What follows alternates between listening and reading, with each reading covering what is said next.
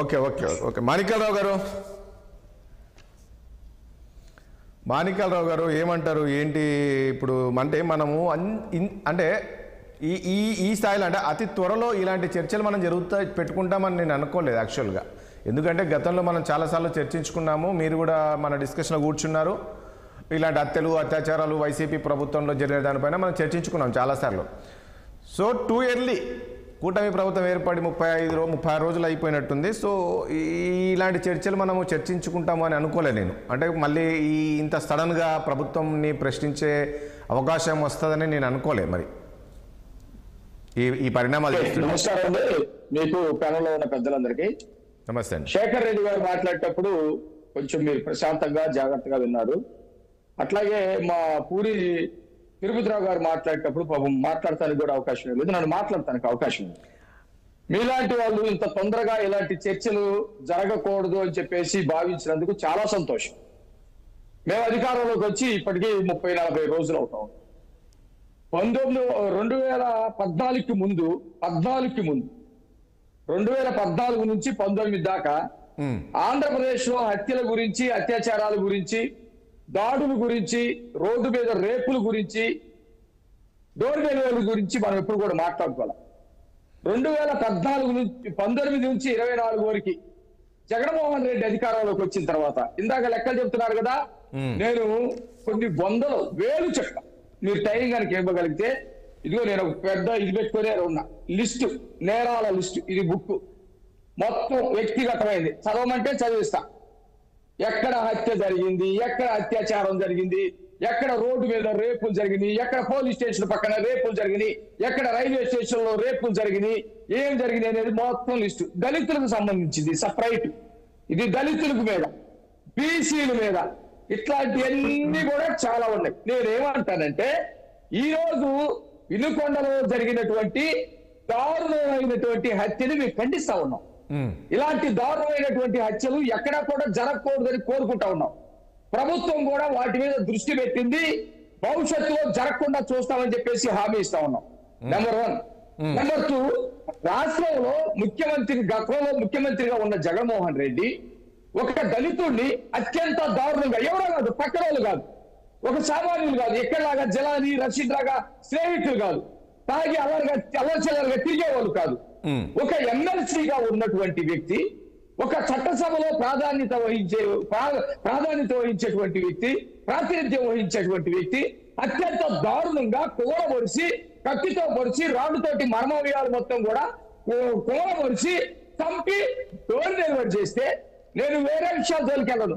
శేఖర్ రెడ్డి మాట్లాడినటువంటి మాటల జోలికే వెళ్తున్నా. ముఖ్యమంత్రి ఎందుకు ఆ రోజు స్పందించలేదు? నా దగ్గర ఉండే చట్టసభల్లో పనిచేసేటువంటి వ్యక్తి, అది కూడా పెద్ద చట్టసభల్లో ఉన్నటువంటి ఎమ్మెల్సీగా ఉన్నటువంటి వ్యక్తి ఎందుకు ఈ పని చేశాడు? ఇది రాష్ట్రంలో సరైనటువంటి పద్ధతి కాదు. ప్లీజ్ వినండి, ప్లీజ్ వినండి.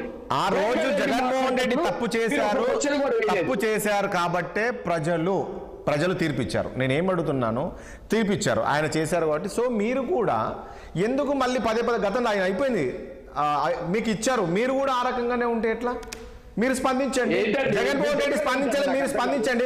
కనీసం నేను ఒక మాట్లాడతాను మాణిక్యాలరావు గారు, దయచేసి ప్లీజ్.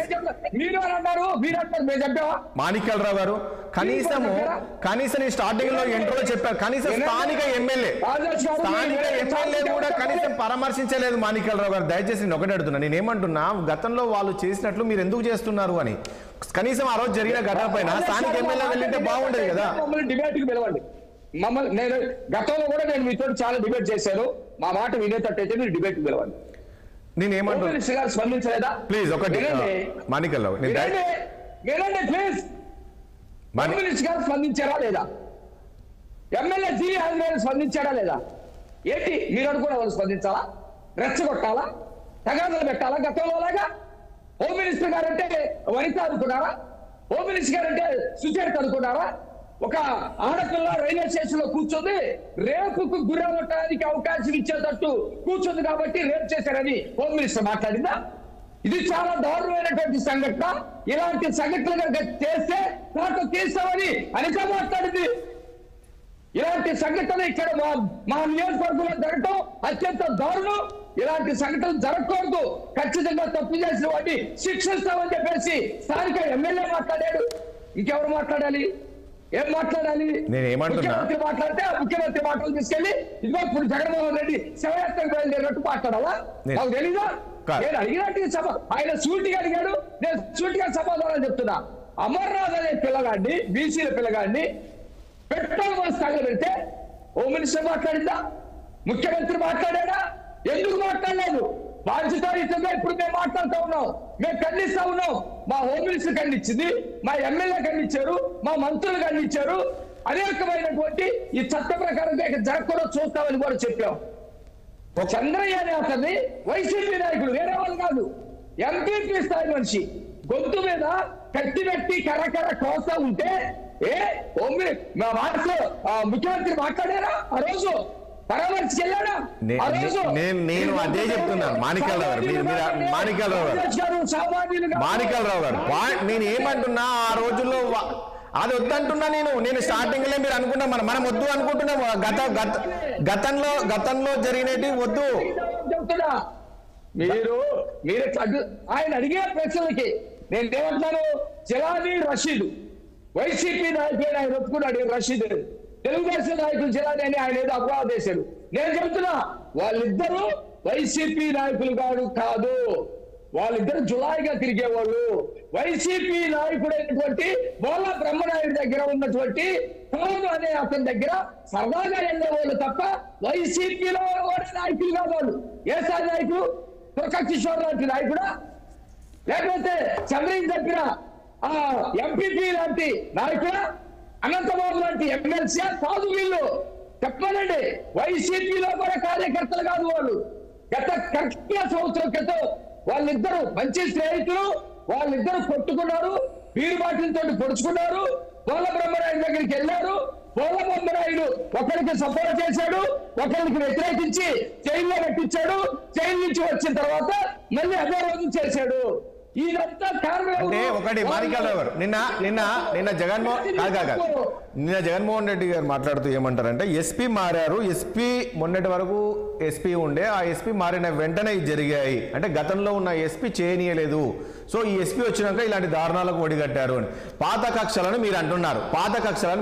వాళ్ళు అదే ప్రశ్నించారు. మరి పాత కక్షలు అన్నప్పుడు మా ప్రభుత్వం ఉన్నప్పుడైనా జరగాలి కదా హత్యలు, ఎందుకంటే మేము కంట్రోల్లో పెట్టాము. ఇక్కడ ఇప్పుడు కూటమి వచ్చినాక కంట్రోల్ తప్పింది కాబట్టి ఇప్పుడు హత్య జరిగాయి. వైసీపీ జగన్మోహన్ రెడ్డి అబద్ధాలను తీసుకొచ్చి మా ముఖాన్ని ఉంచుతారా?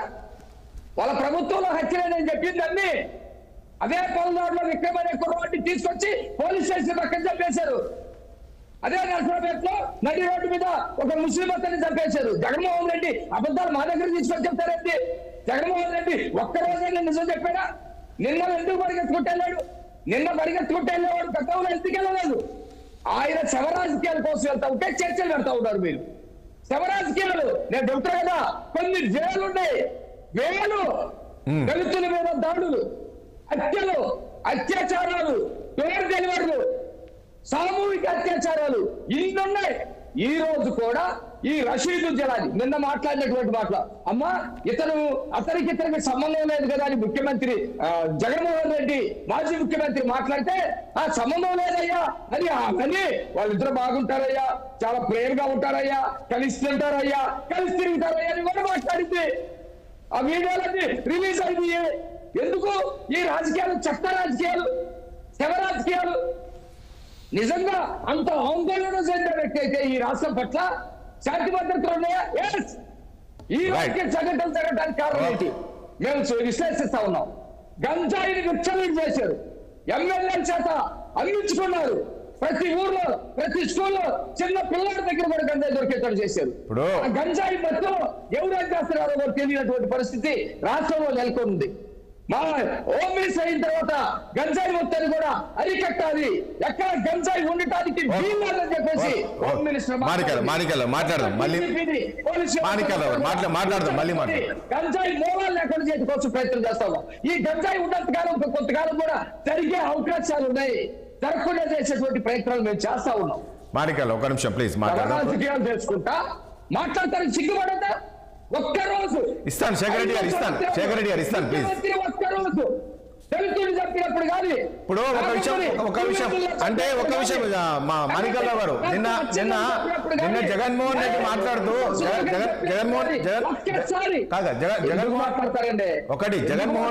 జగన్మోహన్ రెడ్డి నిన్న మాట్లాడుతూ ఇదే 36 రోజుల్లో మేము గతంలో అధికారంలోకి వచ్చినప్పుడు అమ్మ ఒడి కావచ్చు, మరొకటి కావచ్చు, ప్రతి పథకాలు మేము అమలు చేసాం, ఇక్కడ ఈ పథకాలు అమలు చేయకుండా ఈ అన్ని ఎత్తలు జరుగుతున్నాయి అనే విధంగా కామెంట్ చేశారు.